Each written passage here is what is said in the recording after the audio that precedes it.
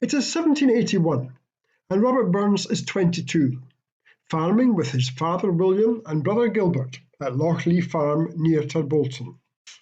Is flax being grown in Ayrshire? Yes, with government subsidy, and the Burns family have joined the scheme. Robert, with his inquiring mind, thinks, flax is used to make linen. I must find out how it is processed after it leaves the farm. But why Irvine? He knows a flax dresser with a workshop in Glasgow Vennel, so he finds lodgings nearby and becomes an apprentice flax dresser. In 1781, Irvine is a bustling town with a busy harbour. In fact, the second largest town in Ayrshire at the time. Robert later wrote, Irvine was an important era in my life. And what is flax dressing? It is taking a bundle of stems, whacking them onto a wooden heckle, and dragging them through the nails, separating out the fibres. The work inside the heckling shop is dusty, boring, and tiring, not in the fresh air that Robert is used to in his daily work on the farm. Robert falls ill, and Dr. Fleming visits him 5 times in 8 days. We know that from the doctor's daybook, discovered in 1956. One of the medicines he prescribes is opium. As Robert takes his medicines, he sits glumly at his window, wondering what life has in store for him. Perhaps only poverty and obscurity, or perhaps even an early death. So what makes Irvine such an important time in Robert's life?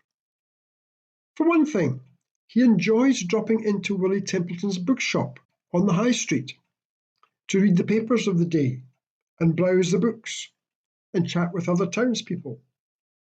The bookseller often invites Robert to relax in the back shop, and this chair becomes a favourite seat of Burns, where he enjoys good conversation and banter. Imagine what this chair could tell us. Today it's back in Irvine in the Wellwood Museum. But what really catches Robert's interest in the bookshop are the Scots poems of Robert Fergusson. His poems rekindle Burns' enthusiasm for poetry. Today, Fergusson is commemorated with this statue on Edinburgh's Royal Mile. Robert is also encouraged by another new Irvine friend, the worldly wise Captain Richard Browne, 6 years older than himself, named in this blue plaque at Irvine Harbour. Robert later writes about a Sunday walk to Eglinton Woods. They take the path out of town by the Drucken Steps, and this cairn commemorates their walk. And as they walk and talk, Richard tells Robert he should publish his poems. More encouragement for the young poet. What happens with the heckling work? Well, it ends suddenly at Hogmanay, when the heckling shop goes up in flames. The owner's wife knocked over a candle, and the flax fibres quickly took light. Not that it matters to Robert.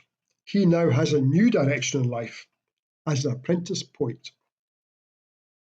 5 years later, in 1786, he prepares his manuscripts for the printer John Wilson in Kilmarnock, for the first edition of his poems. Some of those manuscripts are preserved by Irvine Burns Club.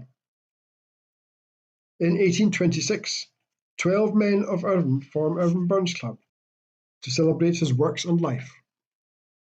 And in 1896, benefactor John Spears funds the statue of Robert Burns for the borough of Irvine.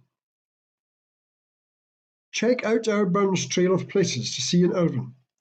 This 2001 window commemorates the 175th anniversary of Irvine Burns Club. Robert Burns had spent less than a year in Irvine, but it was indeed an important time in his life.